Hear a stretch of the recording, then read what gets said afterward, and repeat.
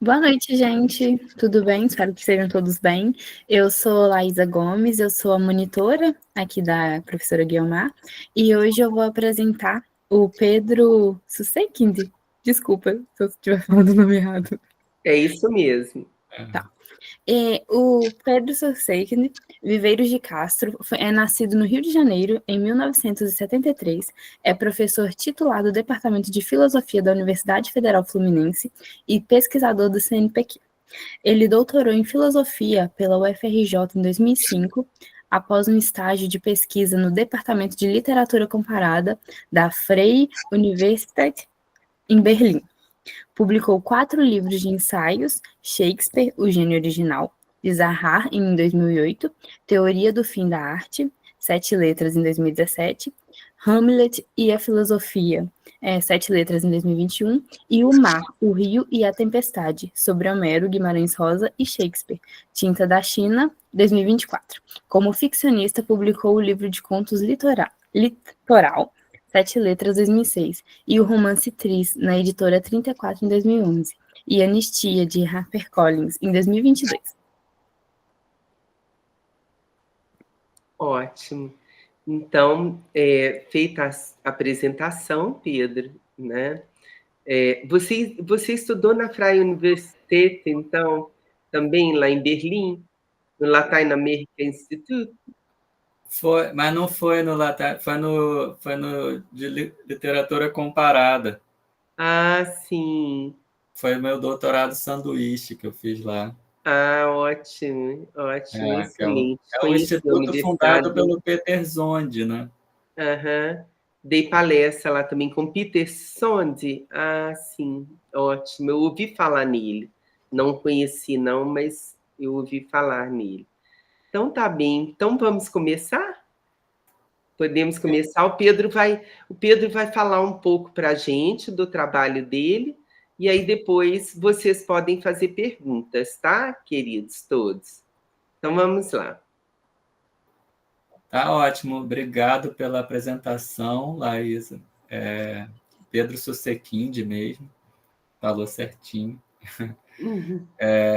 Boa noite e agradeço a Guiomar pelo convite para falar aqui para vocês um pouco sobre esse trabalho que eu venho fazendo, que tem muito a ver com a relação entre filosofia e literatura, e, no fundo, talvez eu possa dizer que é um trabalho que eu comecei na própria UFOP, porque eu fui professor da UFOP de 2006 a 2009, e nessa época saiu o meu primeiro livro assim de ensaio, que é esse livro Shakespeare, o gênio original, que era uma pesquisa sobre a recepção da obra do Shakespeare na Alemanha, do pré-romantismo, século XVIII, assim.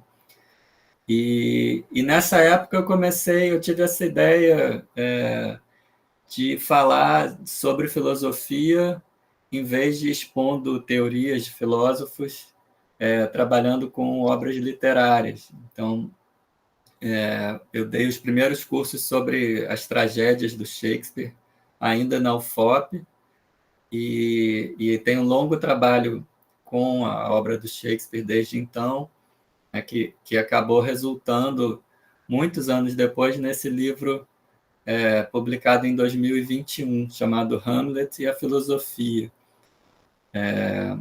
Eu escrevi sobre outras tragédias também, meu foco nesse momento eram as tragédias, mas essa foi a peça que eu mais trabalhei de longe, eu dei muitos cursos sobre ela, e foi um pouco um modelo para mim do tipo de abordagem que eu queria fazer, né, de trabalhar com uma obra literária, né, e ler essa obra com os alunos, interpretá-la e procurar as várias conexões que ela tem com a filosofia, né? Então, no caso do Hamlet, por exemplo, eu dividi o livro em duas partes, e uma primeira parte diz respeito à filosofia em Hamlet, que é o nome dessa parte, que seria assim as fontes filosóficas das quais o próprio Shakespeare se apropriou para botar na peça dele.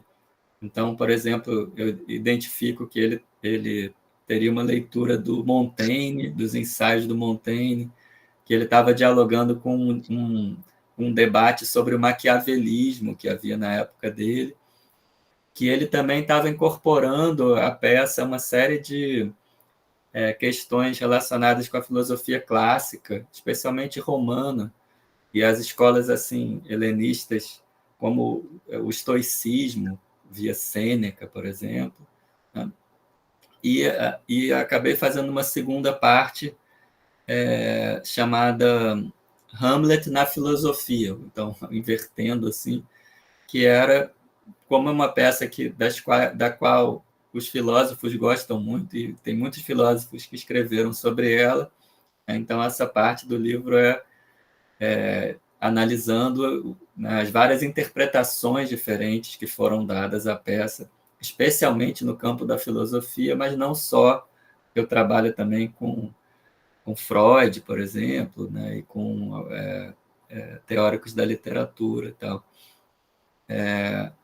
Então, quando eu terminei esse livro, eu continuo trabalhando bastante com Shakespeare. Eu fiz um pós-doutorado lá na literatura inglesa da UERJ no ano passado, e uma tese sobre Shakespeare, uma tese que eu defendi para ser professor titular também no ano passado. Mas desde 2019 eu venho dando cursos também sobre o Grande Sertão Veredas. Então, a partir desse livro que eu tinha publicado, e já quando eu estava fazendo a pesquisa dele, terminando de redigir propriamente o livro, eu quis trabalhar mais ou menos nesse mesmo sentido de pesquisar a relação entre filosofia e literatura, mas com uma obra, um clássico assim da literatura brasileira, né? E eu escolhi o Grande Sertão Veredas porque também é uma obra que tem uma densidade filosófica muito grande. Acho que dá para pensar até que o Riobaldo do Grande Sertão é um filósofo assim à altura do Hamlet. É um personagem especialmente especulativo, né, que tem toda uma reflexão, e por isso que eu fui dar esses cursos que se chamaram assim, mais ou menos, a filosofia no Grande Sertão. Esse acabou sendo o subtítulo de um dos ensaios que eu publiquei sobre o Grande Sertão Veredas. Então, nesse livro que eu publiquei agora no ano passado, esse livro recente, tem 2 ensaios sobre o Grande Sertão Veredas, que vem muito desses cursos que eu dei, esse trabalho que eu venho fazendo com a obra do Guimarães Rosa. Chama Especulação de Ideias, que esse que tem subtítulo A Filosofia do Grande Sertão, e o outro chama Mistura de Formas, que é sobre a poética do Grande Sertão. Esses 2 ensaios foram publicados no livro chamado O Mar, o Rio e a Tempestade, que é esse que foi publicado em 2024, que no fundo é um livro em que eu juntei ensaios sobre grandes clássicos da literatura.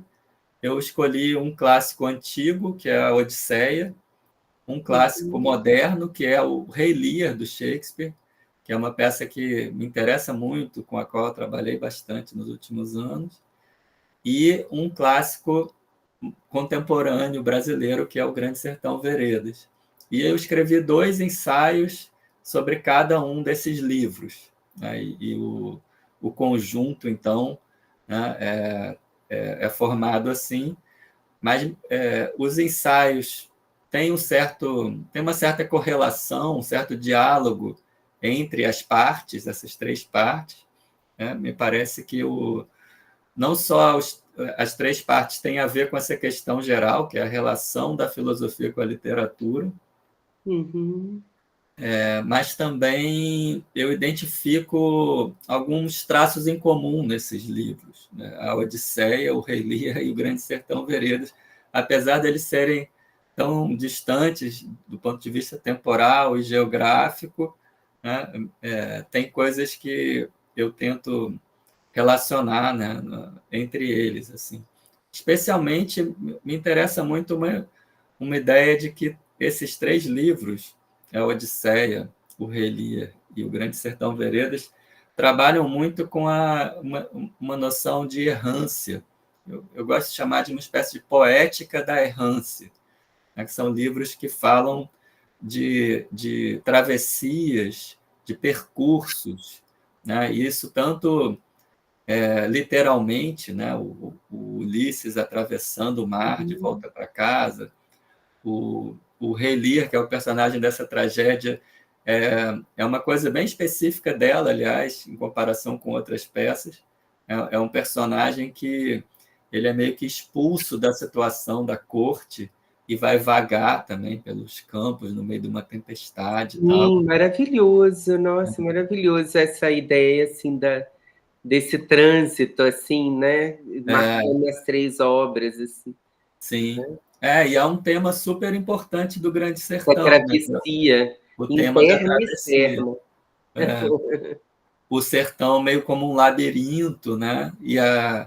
E os episódios que trabalham com o tema da travessia, que são, né, as travessias do Liso do Sussuarão, a travessia do Rio São Francisco, a ideia muito metafórica também da vida do Riobaldo como uma travessia, né? Então, acho que tem essas correlações dos livros. Apesar disso, as partes e os próprios ensaios são textos independentes também. E, no fundo, eu quis reunir falar de 3 livros dos quais eu gosto muito, assim, são talvez dos meus livros preferidos. Fico pensando assim que é uma ideia de falar de clássicos, né? Porque o clássico é sempre um livro que não se esgota, você tem sempre alguma coisa para dizer, né? Nunca termina de ser escrito, assim.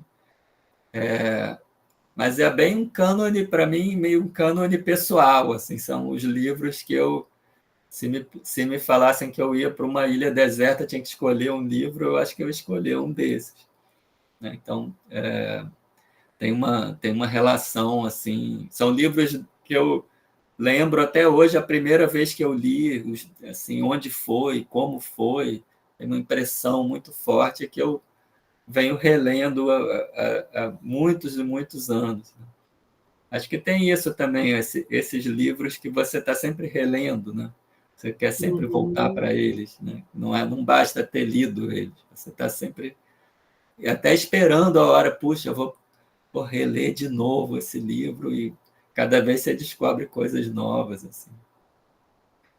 Então, mais ou menos esse percurso, esse meu livro mais recente faz parte de uma coleção chamada Ensaio Aberto, dessa editora Tinta da China, que a ideia da coleção é sempre trabalhar com a relação de filosofia e literatura. E é uma coleção muito legal porque ela lança o livro em Portugal e no Brasil simultaneamente. Assim. Ótimo, organizada pelo meu amigo Pedro Duarte, né? Sim. E pela escritora Tatiana Salim Levi, que se estabeleceu em Portugal, que é também uma escritora incrível, maravilhosa, né? Exatamente. Uma coleção realmente assim muito, muito interessante. E assim, bom, eu vou começar com uma pergunta, né? E depois abro para os alunos perguntarem. Pedro, me interessa muito, todos esses textos todos me interessam profundamente, mas eu li seu livro e eu senti que na exposição sobre o Rei Lear, você foi mais íntimo, assim, mais, como é que eu vou dizer, você toca mesmo o coração da peça, até talvez por causa dessa característica do Rei Lear estar lá rejeitado pelas filhas, né? à beira de um precipício, com o bobo da corte falando verdades para ele que foi por arrogância, né, que cai nessa situação, né, por acreditar em filhas que não o amavam, né, e repudiar, né, de certa forma, a filha, justamente a terceira filha que o amava. Então, talvez o próprio tema tenha te levado, né, a essa a ir né, a esse âmago aí do íntimo do ser humano, né? Eu queria saber se você compartilha dessa opinião, queria te ouvir falar um pouquinho mais sobre esse momento aí do livro, né? Sim. Olha, eu, assim, engraçado, porque o próprio autor do livro, quando vai reler o livro, às vezes muda de opinião. Você tem uma impressão, uma vez acha uma coisa, depois acaba achando outra. É engraçado como isso varia um pouco, né? Mas, assim, eu concordo com você no sentido de que os ensaios sobre o Rei Lear acho que tem uma maturidade maior de aprofundamento da pesquisa sobre aquela obra, né? Porque são dois ensaios, mas eles são o resultado de um trabalho que eu venho fazendo com o Rei Lear há muito mais tempo. Eu escrevi uma tese inteira sobre o Rei Lear, de, sei lá, 300, 250 páginas, assim, que foi essa tese para titularidade. E eu extraí desse longo trabalho de discussão sobre a peça esses dois ensaios.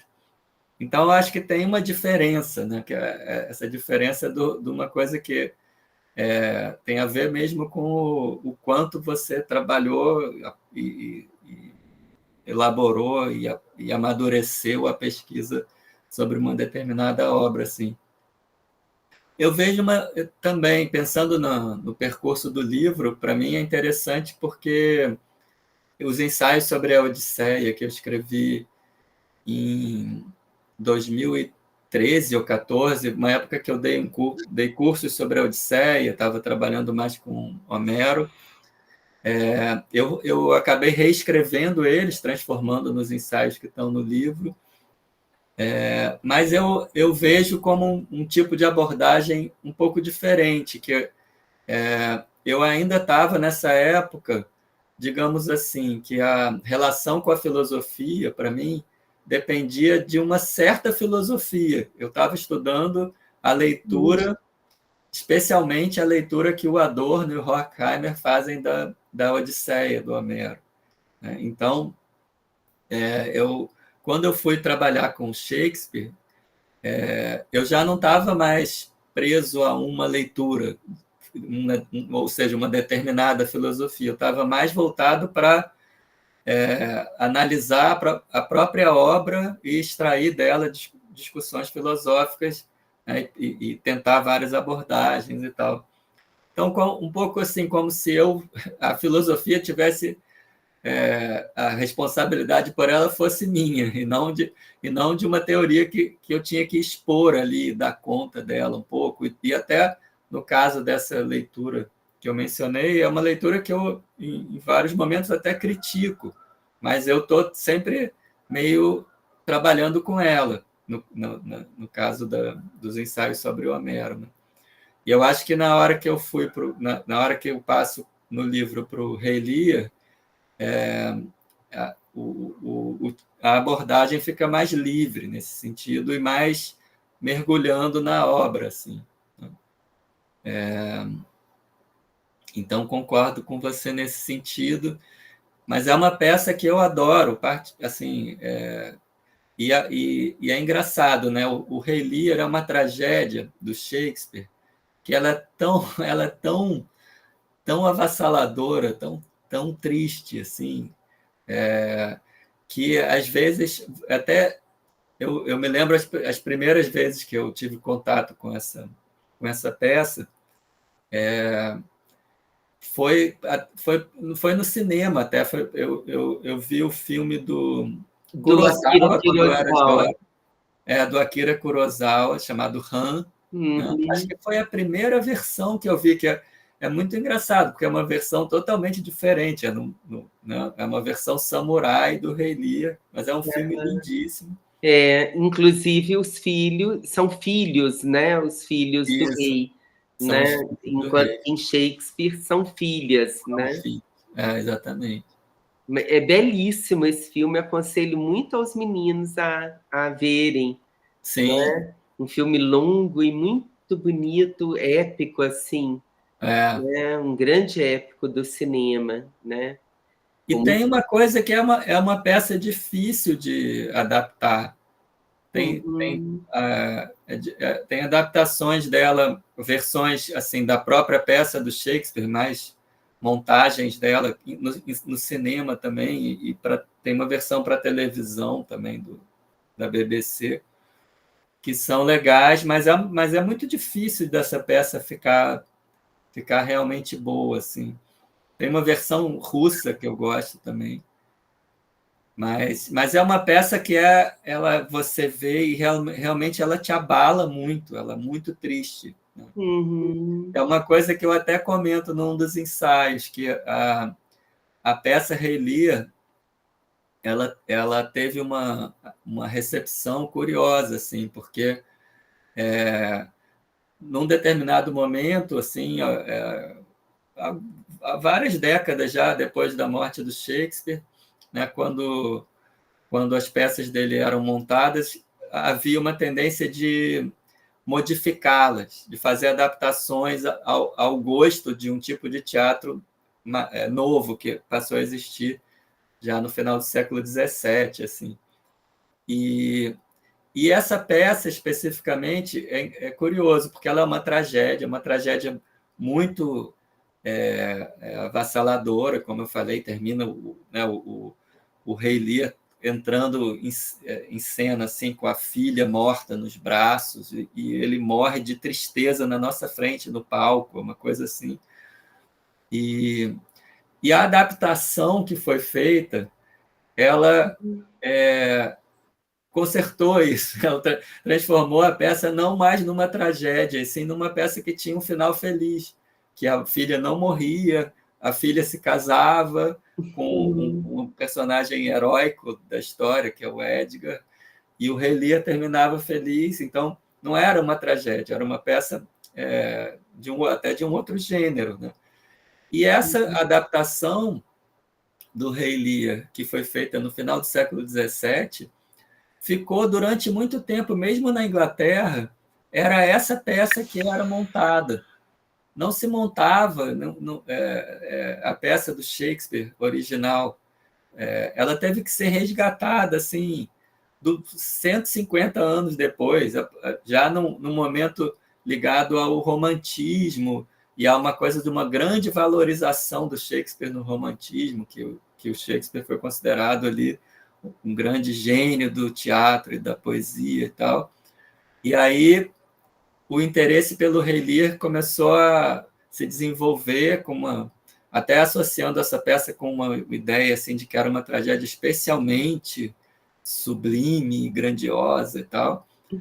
E aí a versão do Shakespeare voltou a ser montada. Então ela ficou assim mais de um século. É interessante isso, né? Que se você pensava em Rei Lear, era um Rei Lear com um final feliz, não era essa. E eu vou fazer mais uma pergunta, tá? E depois eu abrir para vocês, queridos, porque estou ansiosa para perguntar assim, como lidei com a obra inteira. Mas assim, o primeiro texto, né, a Odisseia, é um poema épico, né? Um longo poema, né, com uma métrica própria e tudo.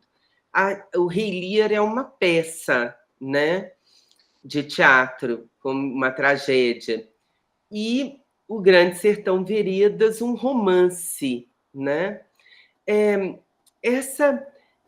Isso de lidar com 3 gêneros, né, escritos originalmente em línguas diferentes, né? A Odisseia em grego, o Rei Lear em inglês, né? E o Grande Sertão Veredas em português.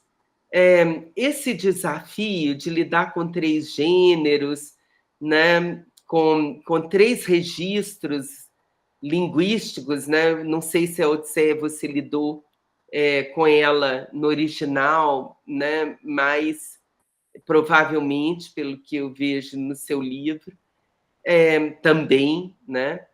E assim, como é que foi esse desafio aí para você, né? De encarar 3 gêneros diferentes, assim, produzir um livro-ensaio com 3 gigantes da literatura, 3 obras primas da literatura em gêneros diferentes, né?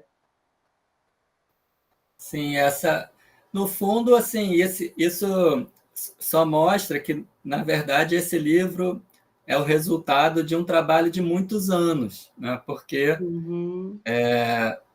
para escrever sobre a Odisseia, eu trabalhei durante muito tempo com a Odisseia, dei vários cursos, participei de eventos com o pessoal de letras clássicas, fiquei dedicado a isso, embora até o meu nível de grego seja bem fraco, assim, eu fico cotejando, vendo coisas, mas eu não sou uma pessoa de letras clássicas que é capaz de ler diretamente o grego. Até a relação que eu tenho com a Odisseia, nesse sentido, é mais amadora do que no caso das outras obras, né? Mas eu tenho assim, um nível suficiente para poder cotejar e achar lindo aquilo, mas eu trabalho com uma tradução, até que eu gosto muito da tradução do Frederico Lourenço, que é um tradutor português. Maravilhosa essa tradução mesmo. Mas na verdade, então, eu trabalhei alguns anos com isso, escrevi textos e tal, que eu depois fui reescrever agora. Depois também fiquei muito tempo trabalhando com Relia, escrevendo essa tese, dando cursos também, assim, e com o Grande Sertão Veredas também, depois, desde 2019 que eu estou estudando, já dei vários cursos também, mini curso na graduação, curso na pós, e aí né, os ensaios vão saindo então desse trabalho com esses livros que a cada vez é muito demorado, e tem uma coisa, aquilo que eu estava falando de como eu gosto dos livros, assim, também eu acho legal, porque quando eu estou trabalhando com a Odisseia, se eu for voltar a trabalhar, dar curso, estudar a Odisseia, reler, eu fico assim totalmente encantado. É engraçado, eu fico assim, eu não entendo por que você quer ler qualquer outra coisa, sabe? Eu fico querendo conversar com as pessoas que estudam Homero, que fazem isso da vida, o pessoal de letras clássicas. Vou procurar eles, o tempo todo. E eu fico com inveja desse pessoal. Eu falo, caramba, por que eu não faço isso da vida? Por que eu fui querer estudar filosofia e ler coisa moderna? Por que eu não fiquei lá? Só que eu não, por alguma coisa também da minha personalidade, assim, eu daqui a pouco eu vou falando, puxa, mas é tão legal aquela coisa do Shakespeare, né? Tem essas questões que eu estava trabalhando, aí eu resolvo dar um curso sobre Shakespeare, aí, olha, eu estou há anos que eu trabalho com o pessoal que estuda Shakespeare e participo de evento deles, e fico lá, e fiz um pós-doc na literatura inglesa, e eu tenho maior admiração por eles, e quando eu estou nesse mundo, eu também morro de inveja. Eu falo, por que eu fui querer estudar outras coisas? E com Guimarães Rosa acontece a mesma coisa. Aí eu fico querendo também falar com as pessoas que estudam isso, que estão lá tenho amigos que, sei lá, que ficam indo para o sertão e aí eu fico com inveja também. Mas a coisa dos gêneros que você perguntou, eu acho legal também, Guiomar, porque é uma coisa que me interessava muito, a coisa de trabalhar com gêneros diferentes. E até o último ensaio do livro todo, que é esse sobre a poética do Grande Sertão, é um ensaio dedicado a essa questão dos gêneros, né? Em que eu tento mostrar como o próprio Grande Sertão Veredas, embora seja classificado como um romance, ele é muito marcado por uma mistura de formas, justamente, na qual comparece, de certa maneira, o gênero épico, o gênero dramático, o gênero lírico, né? E aí a forma romance dialogando com os três gêneros, com esses três gêneros clássicos, assim.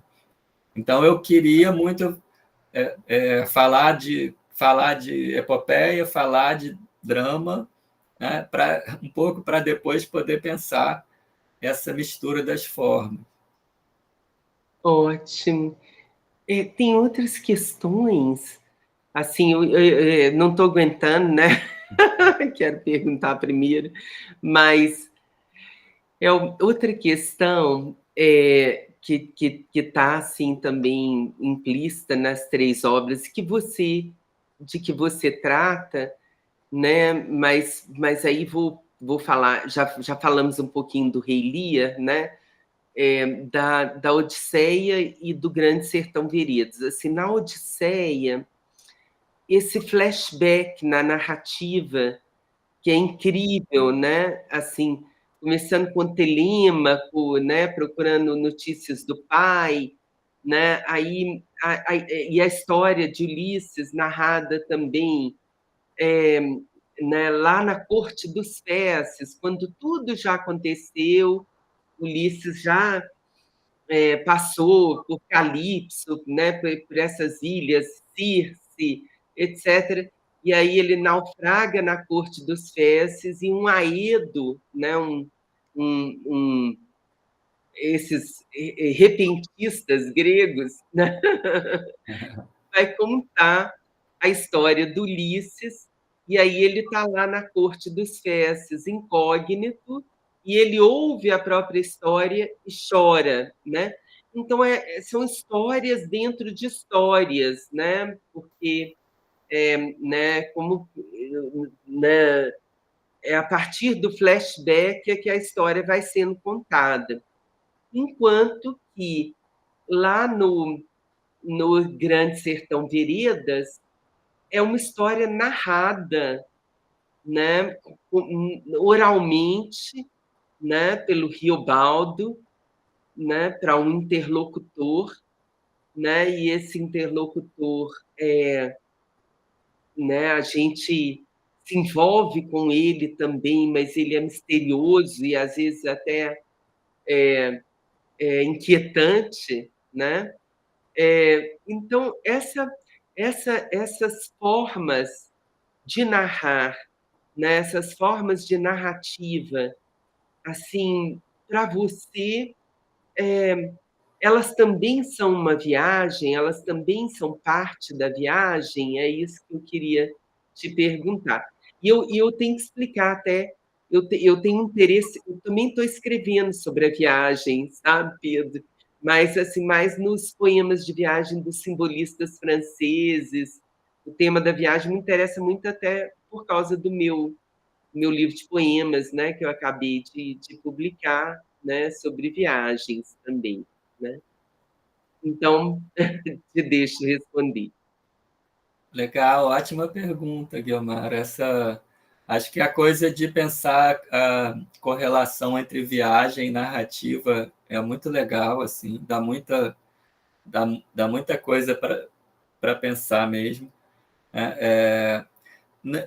Assim, eu quis trabalhar bastante esse tema da narração. No caso da Odisseia, um dos ensaios é meio que dedicado a isso, que é sobre o fato de o Ulisses ser o narrador numa parte da história, né, que tem a ver com uma coisa que aparece lá no primeiro ensaio, que é um momento em que o herói, que é o Menelau, também se torna o narrador. E esses dois momentos são momentos de flashback, né? Que é a figura de linguagem em português seria analepse, né? Ou retrospecção, a ideia assim.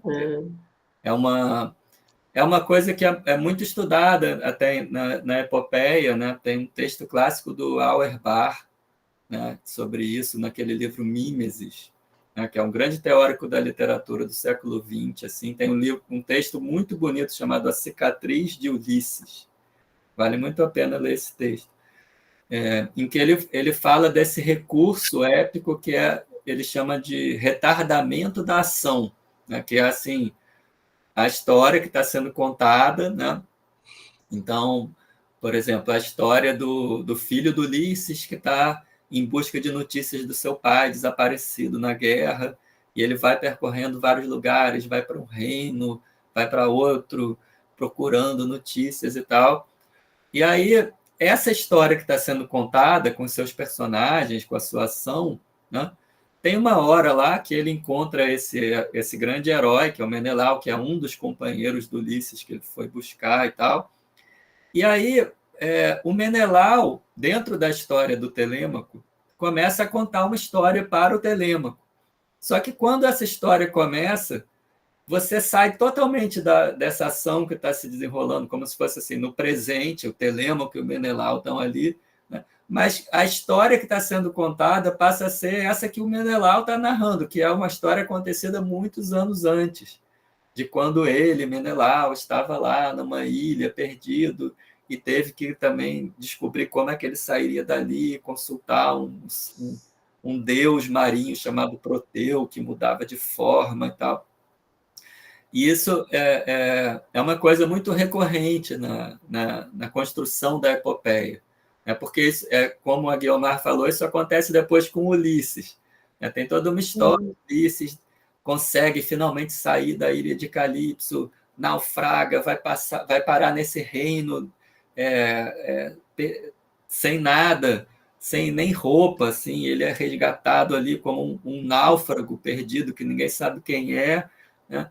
E aí vai parar nessa corte, ele ouve esse Aedo falando da guerra de Troia, mencionar ele próprio, né? Então, na narrativa do Aedo, ele é um herói de feitos que aconteceram muitos anos antes, e ele chora, e ele acaba sendo reconhecido, se anunciando por causa dessa emoção, né? E aí, durante 4 cantos em seguida, o que você ouve falar, a história que você está ouvindo, não é mais aquela que o poeta está contando do retorno de Ulisses. Como é que o próprio Ulisses, que atualmente é aquele náufrago recém-chegado, né?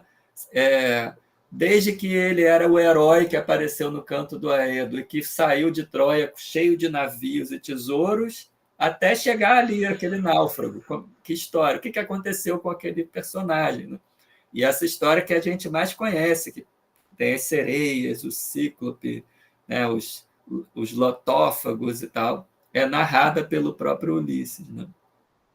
Então, e aí, falando da relação disso com o Grande Sertão, acho muito interessante que, primeiro, uma coisa que eu comento até no ensaio, que o Guimarães Rosa foi um grande leitor de Homero, e há, de fato, uma influência da leitura de Homero no Grande Sertão. Isso é uma coisa estudada. Tem um caderno de estudo de Homero no arquivo do Guimarães Rosa. Tem coisas da epopeia que estão ali presentes na construção do Grande Sertão, né? E uma outra coisa que me chama a atenção é que o Guimarães Rosa é um grande mestre assim desse recurso que eu chamei de retrospecção, ou analepse, ou flashback, né? É uma coisa que eu até já estudei como ele usa isso em várias outras histórias, em novelas, em contos e tal. E no caso do Grande Sertão Veredas, isso é muito impressionante, né? Porque você tem essa situação inicial, que é o Riobaldo já velho, fazendeiro, né? como ele fala de range-rede, agora que ele tomou gosto de especular a ideia, né? E que está... né, não é à toa, o livro começa com um travessão, é uma fala, né? Aquele personagem que é o protagonista que está falando para alguém, que a gente nunca ouve o travessão, a fala desse alguém, né? Mas ele comenta, ele chama o senhor, né? Ele fala com alguém, e a gente vai conhecendo que é um homem instruído, que veio da cidade, né? Que ele inveja pela sua instrução, que ele quer saber a opinião dele sobre as coisas que ele está contando e tal. Mas o grande recurso, se for pensar a temporalidade do Grande Sertão, é que essa situação presente não é a ação principal. A ação principal é a história do Riobaldo muitos anos antes, quando ele era jovem. Ele vai contar todo o percurso da vida dele até ele se tornar um jagunço, né? E aí as histórias todas das guerras de que ele participou, né? Até ele se tornar chefe. Então, né, é o Riobaldo no passado, o Riobaldo jagunço, que é o personagem principal de uma trama épica, né? Só que essa trama épica é um flashback em relação a um presente, que é uma situação meio esse teatro que está se desenrolando ali, né? Esse presente da narrativa, que é uma conversa dele com o escritor, né?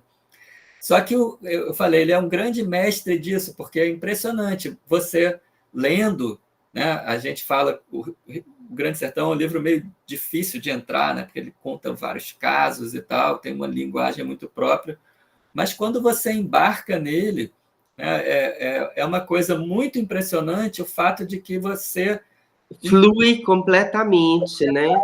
Você vai de um tempo para o outro. Ele está contando uma história que se passou com ele numa determinada época, e aí você percebe que depois ele conta uma outra coisa que você percebe que aconteceu antes daquela, e depois uma outra que aconteceu depois e volta, e aos poucos você vai construindo aquela cronologia na sua cabeça de leitor, assim, mas ele é incrível como ele consegue ir construindo isso, né? E é um tempo da memória, é um tempo da recordação, né? As coisas não precisam ser contadas linearmente, né? Então, acaba que esse recurso do flashback é uma coisa que é uma das grandes jogadas da construção do Grande Sertão Veredas. Essa questão da memória ressalta também na sua obra, assim, o tempo todo, né? Você trata dessa questão da memória, né? Sobretudo nessas obras, e isso é muito importante. Quem quer fazer perguntas, queridos? Quem quer puxar uma pergunta aí? Os alunos. Quem gostaria de fazer uma pergunta para o Pedro? Oi, boa noite. Luísa, pode falar, querida. Eu acho que eu tinha feito uma pergunta, eu acho que o Pedro meio que respondeu ela ao longo da entrevista, mas eu gostaria de perguntar mesmo assim. Eu queria saber que quando você propõe um diálogo entre Odisseia, Rei Lear e Grande Sertão, né? Essas obras são enraizadas em contextos culturais, históricos, que acabam sendo distintos, né? E aí eu queria saber de que maneira o senhor percebe que cada uma delas vai articular, ou tensionar, ou até subverter os valores fundacionais das respectivas tradições, né? Das tradições culturais. Por exemplo, a época grega, a tragédia elisabetana, e o modernismo, né? Tá, ótima pergunta, Luísa, né? Essa questão do contexto histórico é uma coisa que eu tive muita atenção para isso. Assim, no trabalho que eu faço com literatura, uma das coisas que eu tento fazer sempre é contextualizar a obra e tentar pensar justamente esse tensionamento, assim, a relação da obra com o seu tempo, né? Então, acaba assim que tem uma parte do trabalho que tem esse lado meio historiográfico, assim, de tentar entender a obra dentro daquele mundo ao qual ela pertence, a sua época, né? E também me interessa muito a coisa de como essa obra vai sendo lida ao longo do tempo. Então, pensando assim que cada uma dessas obras percorre toda uma série de épocas diferentes até chegar na gente. Né, eu que estou lendo a obra agora, de certa maneira, dialogo já com toda uma tradição de leitura, que no caso da Odisseia tem 2000 e tantos anos, no caso do Shakespeare tem, né, séculos, né? No caso do Grande Sertão Veredas tem décadas, né? E isso significa que cada uma dessas obras já tem uma imensa fortuna crítica, né? Muito interessante e tal. Então, me interessa tanto a coisa dessa história da recepção da obra, né? Então, situar a gente como leitor atual em relação à obra, mas me interessa também muito inserir as obras, né, numa problemática da época delas, né? Aí, isso tem, talvez, no caso do Shakespeare, é uma coisa que eu tenho um trabalho mais longo, historiográfico, porque eu já venho trabalhando com Shakespeare há muito tempo, assim.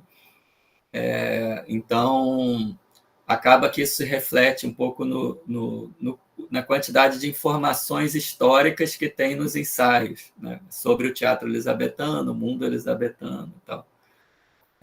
Mas é um cuidado que eu tento tomar com cada obra, assim, né, pensando...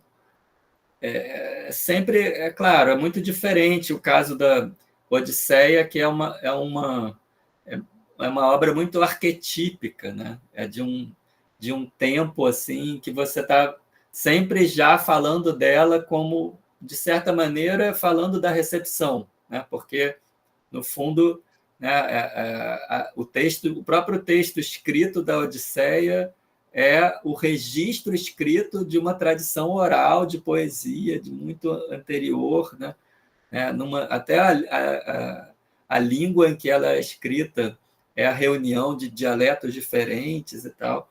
Então, é um trabalho um pouco diferente nesse sentido, né? Mas é um cuidado que eu tento sempre ter, assim, e eu acho super importante quando você vai para cada obra literária e começa a trabalhar com ela, você tentar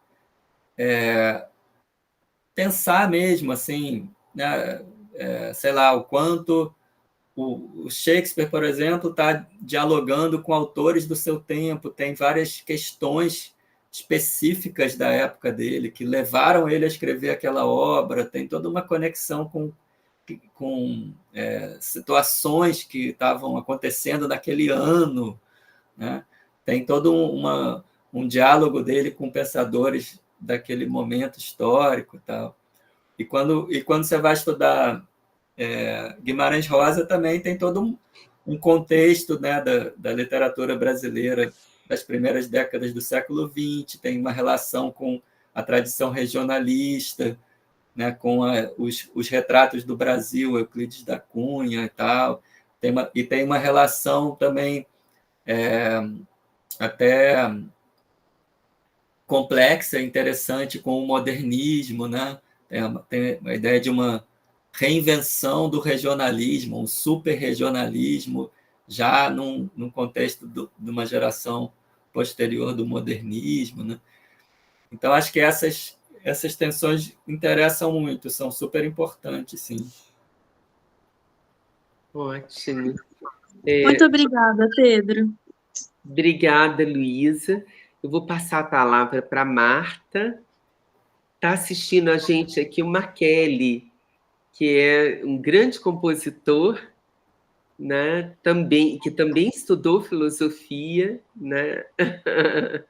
No IFAC, e se tornou um grande compositor brasileiro. Aí, Olá, boa noite. querido, sempre estudioso de filosofia também, né? Então, obrigada pela sua presença, querido. E grande leitor do Guimarães Rosa, né, Maquiel? Guimarães Rosa, né, é realmente uma das suas paixões aí também, eu sei. Mas passar a palavra para Marta. Marta, pode propor uma questão, se você quiser. Vocês conseguem me ouvir?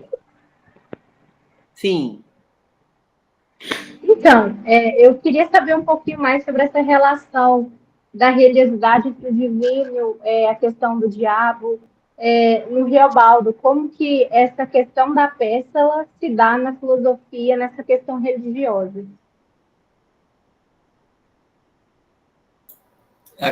A questão da religiosidade no Grande Sertão, Marta?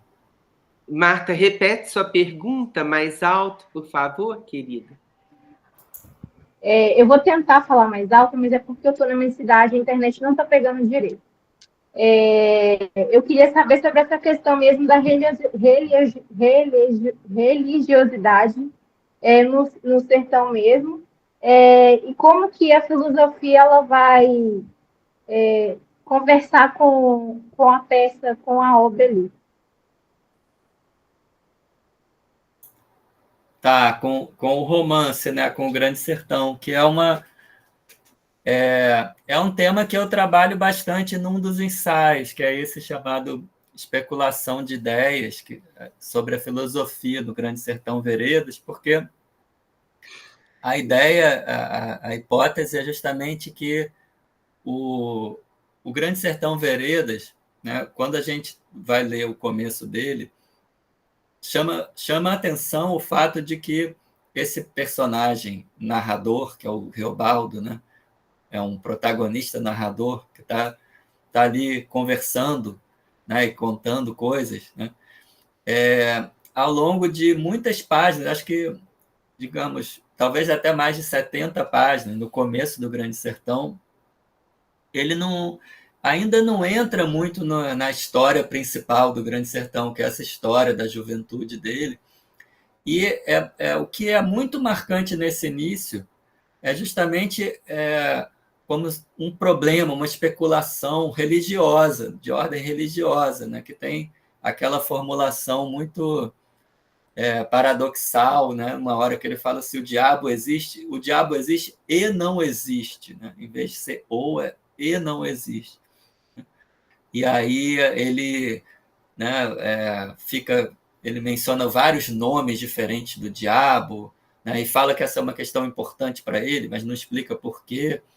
E é uma coisa que você vai percebendo naquela narrativa, né, que esse tema está por trás de tudo que ele está falando, porque ele começa a contar vários casos, coisas que aconteceram, né, o que ele ouviu falar, com cada vez uma pessoa diferente, né? E são sempre casos assim que têm a ver com esse tema, tem a ver com alguma coisa de diabólico, tem a ver com a maldade humana, né, tem a ver com alguém que era muito, muito bom e virou mal, ou alguém que era mal e virou bom, e como é que isso aconteceu, né? Então, esses casos vão se acumulando, né? E cada um você entra nele, é incrível assim, né? E essa especulação, né? Então, que é ao mesmo tempo, digamos, uma questão filosófica dele sobre a existência, né? E o que acontece com a alma depois que você morre, você vai para o inferno, existe o inferno, existe o diabo, né? Como é que pode existir a maldade, né, se o mundo é ordenado? Enfim, tem todo um tema assim, meio que teológico ali, né? E essa especulação tem uma contrapartida que é a forma desses casos, né? Como ele vai trazendo isso para experiências, né? Até chegar numa hora que ele fala, mas tá, então o diabo não existe como uma pessoa, o diabo existe como a maldade dentro do homem, né? Então, ele dá respostas também para a própria pergunta que ele está fazendo, né? E aí pergunta se o interlocutor concorda, mas aí depois ele próprio vai ficar em dúvida de novo e vai falar sobre aquilo, aquilo vai voltando. Então, é muito impressionante como o Guimarães Rosa consegue assim, ir elaborando esse tema, que é tanto um tema especulativo, que tem a ver com questões filosóficas e teológicas, quanto um tema subjacente às histórias que estão sendo contadas, né, de experiências e de pessoas e coisas que aconteceram e tal, como ele vai fazendo esse tema atravessar, né, todo o percurso daquele personagem, né, que você, muito tempo depois, vai, né, ser apresentado ao grande inimigo, assim, adversário nas guerras dos jagunços dele, que é o Hermógenes, que é considerado um pactário. Então, alguém que, né, tem um poder misterioso porque ele teria feito pacto com o diabo, então ele tem o corpo fechado, né? Então já tem essa relação com esse sujeito, né, que precisa ser enfrentado, mas como isso vai acontecer, né? E aí o episódio mesmo, né, super importante no livro, que é o pacto do Riobaldo, né, só vai acontecer assim lá para frente, depois de muito tempo, né, depois de centenas e centenas de páginas, né, só depois que ele virou o chefe e tal, né, é um dos episódios do final da narrativa, assim, e que parece assim, coisas que ele falou lá no início, 400 páginas antes, que ele falou, esse assunto interessa para mim, é muito importante para mim. Você só vai entender direito por que é tão importante lá no final, né? Então, parece que tem, então, uma dimensão que eu acho que é essa dimensão da religiosidade, que lida com um mito, né? Um mito super importante da nossa tradição, que é esse do diabo, do tentador, né? Dessa figura da tentação e da maldade, como é que ela existe no mundo, né? Esse mito é elaborado, né? O Guimarães Rosa se apropria dele e ele está como um fluxo ali que faz parte de toda a construção, né, do romance. Ele está presente, inclusive, tanto na trama épica, né, que é uma referência à figura desse pactário, depois o pacto que ele faz para poder se tornar o chefe, tem a ver com o quanto o jagunço, o guerreiro, precisa ser alguém que tem uma violência, né, que lida com a morte, né? Mas também está presente na trama amorosa do livro, né? Toda a relação do Riobaldo com Diadorim, que é uma relação marcada pela ambivalência, pela ambiguidade, pela mistura, né? pela dimensão do proibido, né? E que tem uma coisa também diabólica aí, né? Até no próprio personagem de Adorim, que é ao mesmo tempo delicado e terrível, né? Uma coisa desse lado guerreiro do Diadorim. Mas então acho que é uma questão super importante, uma das questões mais importantes do livro, e a relação do livro com a filosofia passa muito por aí, assim, no sentido que o tema especulativo, metafísico, assim, do Riobaldo, ele está totalmente relacionado com a religiosidade.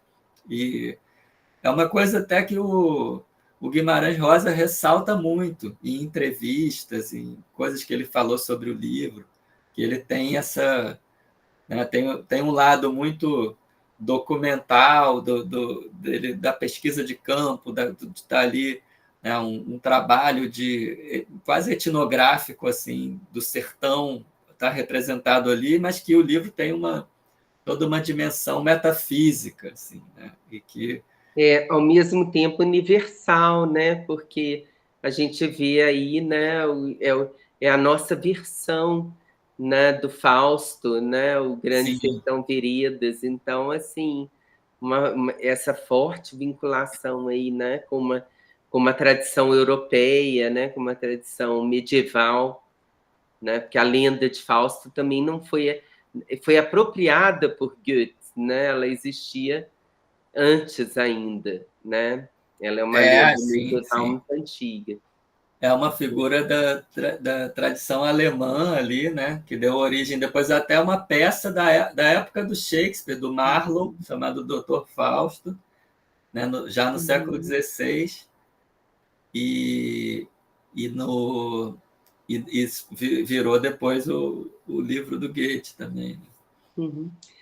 O Fausto, ele fala, o Guimarães Rosa usa essa expressão na entrevista, né? O Fausto sertanejo, que medida o Riobaldo é um Fausto sertanejo. Sim, me lembro disso.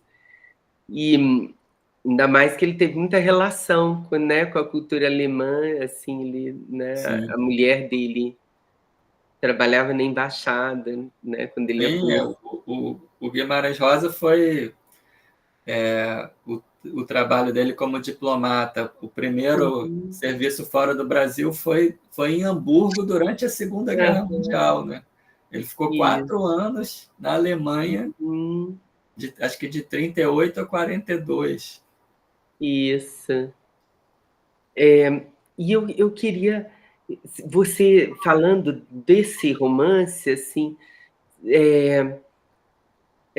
você ressalta para mim, assim, no livro, essa questão da culpa também, né, que é muito forte no Grande Sertão Veredas, né? É por isso que ele desenvolve o tempo todo, ele está desenvolvendo esse tema do bem e do mal, né? E do bom que vai se transformando, né? Que né? Ele, né? Esse personagem ingênuo a princípio do Riobaldo, assim, a princípio meio levado pelos acontecimentos e que vai se tornando, né? O feroz jagunço, né? Capaz assim, né? Né? De lutar contra o Hermógenes, que é o próprio, né? O próprio mal, assim. E esse tema da culpa que aparece ali, né? Não sei se existe nos outros livros, né? Talvez não nos outros livros. Não obstante, né? Ele está, assim, não sei se você ressalta ele nos ensaios, assim, não é tão claro, mas ele existe, né? Tanto no Rei Lear, quanto também no Ulisses. Não é por acaso que Ulisses não consegue voltar para casa, né? Ele está espiando uma culpa ali também, né? Então, eu queria que você falasse um pouquinho disso, sobretudo no Grande Sertão Veredas, que tem chance dos alunos conhecerem, Pedro. Sim. Essa questão da culpa e essa expiação vivida por esses personagens, né? Ótima essa questão, Guilmar. Acho que é uma... Assim, eu concordo com você que tem uma ideia de que o protagonista, digamos, vou chamar de herói, assim, né? O herói trágico, o herói épico, o herói do romance, que também é... Mas, assim, digamos, o herói, então, tem uma dimensão que ele, ao mesmo tempo, você se identifica com ele, torce por ele, ele está, né, ele é justificado que ele consiga realizar o que ele almeja, né? No caso de Ulisses tem a coisa, é o retorno, mas o que a gente vai descobrir durante a história, né, que a interdição desse retorno, de certa maneira, está ligada a uma culpa dele, né? O Ulisses é o navegante que tem contra si o próprio Deus do mar, que está furioso com ele, porque ele cegou o Cíclope, que é o filho do Polifemo, é o filho do Poseidon, né? E aí tem o grande erro que ele comete, que, né, quando ele consegue enganar o Cíclope dizendo que o nome dele é Ninguém, que é um episódio maravilhoso, né? Porque quando o Ulisses consegue cegar o Cíclope, né, ele fica preso dentro da caverna e o Cíclope não consegue achar ele, não consegue achar o sobrevivente e ele, e fica chamando os outros, né? Falando, olha, ninguém me cegou, ninguém me cegou. É muito irônica essa passagem, né? Ninguém me machucou, ninguém tirou meu olho. Socorro, ninguém. Aí os outros vão embora. Mas acham que ele está bêbado só e gritando à toa, né? Quando o Ulisses está partindo, ele faz questão de dizer o seu nome. Tem uma coisa assim, tem uma certa híbris aí, tem uma coisa que ele, nesse momento, ele quer dizer que foi ele que conseguiu fazer aquilo, ele anuncia assim, e aí o Cíclope, né, invoca o seu pai contra justamente aquele herói ali que deu o nome.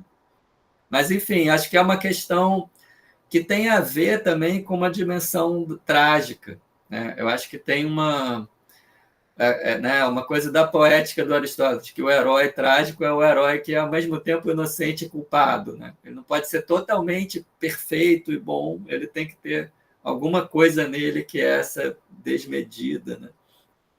E com certeza você vai encontrar, no caso do Rei Lear, né, é uma peça que é toda a catástrofe que acontece é culpa do protagonista. É um erro que ele cometeu, ele resolveu fazer uma coisa errada. Ele resolveu abrir mão do seu poder e dividir o reino de um jeito, né, que estava totalmente errado. Então, toda a desgraça que acontece com ele depois, você tem o peso dessa culpa, né? Tem o peso dessa responsabilidade, assim. E aí, assim, chegando finalmente, você pediu que era do Grande Sertão, acho que é até uma questão que me interessa também de falar como existe no Grande Sertão esse diálogo com a tradição, tem toda uma dimensão épica do Grande Sertão, tem toda uma dimensão dramática e também trágica, né? E acho que isso é uma coisa muito marcante da construção do enredo do Grande Sertão, né? Porque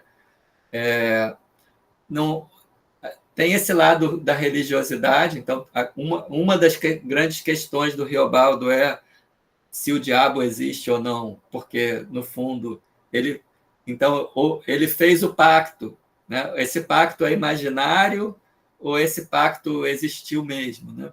É uma coisa muito forte nas releituras do mito fáustico do século XX. Isso é uma coisa que está no Doutor Fausto, do Thomas Mann também. É botar em suspenso se aquilo é imaginário ou efetivamente existe, né? A figura do diabo é uma coisa que pode ser só uma imaginação, né? Pode estar dentro da cabeça da pessoa, ou será que é aquilo ali? E o Grande Sertão trabalha muito com essa ambivalência, com essa ambiguidade, né? A ideia, se a gente for pensar, né, a descrição do pacto é maravilhosa para isso, porque é um não encontrar que, ao mesmo tempo, é o que transforma totalmente o personagem. E ele ganha uma outra dimensão e um outro poder depois daquilo, né? Enfim, então... mas se a gente tem como essa questão, né, meio que fica ali em aberto, que tem a ver com a relação dele com digamos, com o demoníaco, com a maldade, né? com esse lado da existência sombrio, assim, né?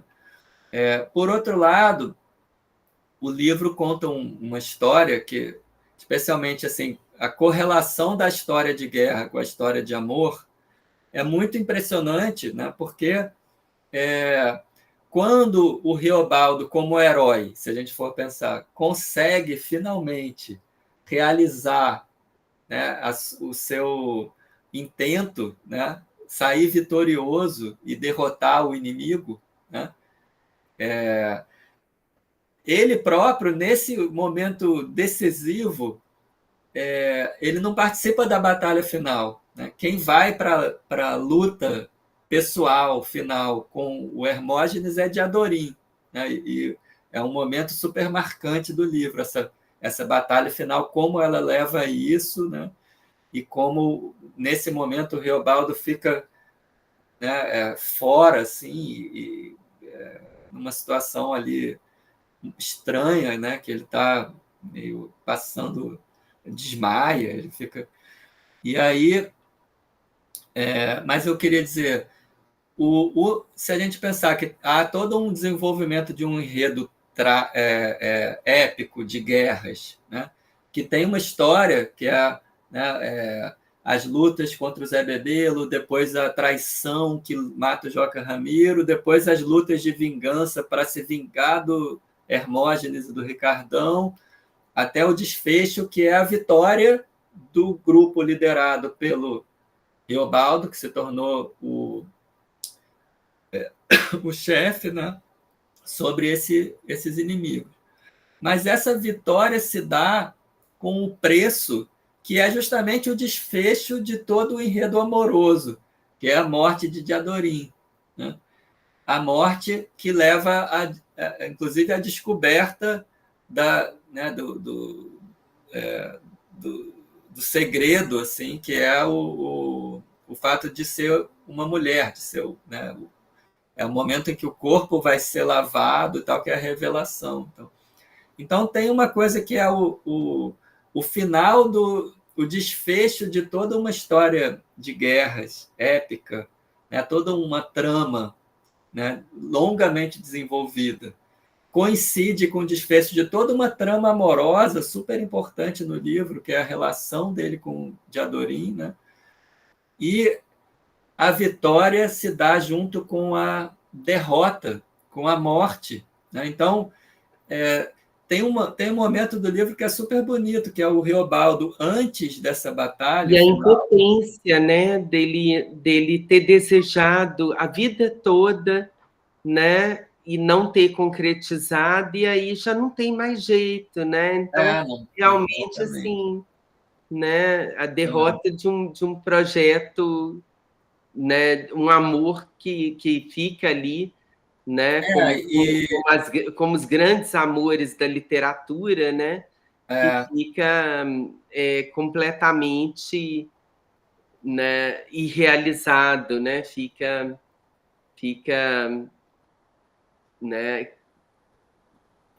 né, que se esbate assim nessa parede assim do destino, né, um amor impossível, né? Sim. São de amores impossíveis, é de amores impossíveis que a melhor literatura se faz, né? Sim, claro, porque isso tem esse momento super bonito que ele está antes da batalha. Tem uma hora que eles estão passando por um lugar que é o lugar em que ele lembra da Nhorinhá, que é uma personagem que ele tinha encontrado muito tempo antes e tal. E aí ele, nessa hora, reparem só quando vocês forem ler, como tem um momento do livro que o Riobaldo começa a falar assim, puxa, mas eu poderia ter, se eu tivesse passado ali e não aqui, a minha vida ia ter sido toda diferente, porque aí eu ia ter reencontrado essa mulher que eu gostei dela, não sei quando, e aí é como se ele tivesse assim, vendo um caminho que faria com que não resultasse na morte de Diadorim. Né? Então, imaginando a possibilidade de um outro caminho. Por quê? Se for pensar na culpa. Porque ele está falando o tempo todo, mas é a minha escolha, todo esse esforço, o pacto, tudo que ele fez para se tornar o chefe, para conseguir vingar a morte do pai de Diadorim, levou à morte de Diadorim. Né? Então foi ele. Né? Então, ele é o responsável também. Né? A culpa tá ali. Né? E ele causa a própria ruína. Né? Por isso que é um enredo trágico. O enredo amoroso do Grande Sertão Veredas é trágico. Né? Uhum. Maravilhoso, né? Inclusive. Alguém quer fazer mais alguma pergunta, queridos? A gente já está conversando há mais de uma hora. Querem fazer mais alguma pergunta? Você quer fazer uma última palavra, Pedro? Um estímulo para eles conhecerem seu livro tão especial? Eu vou mostrar o livro que está aqui. Uhum. Ó. Mas, assim... Não, acho que é o título. Me fala do título. Mar, o Rio, a Tempestade. O Mar, o Rio e a Tempestade. Isso, é um jeito de você falar do livro agora. Me fala da escolha desse título. Só rapidinho para terminar, então, acho que essa...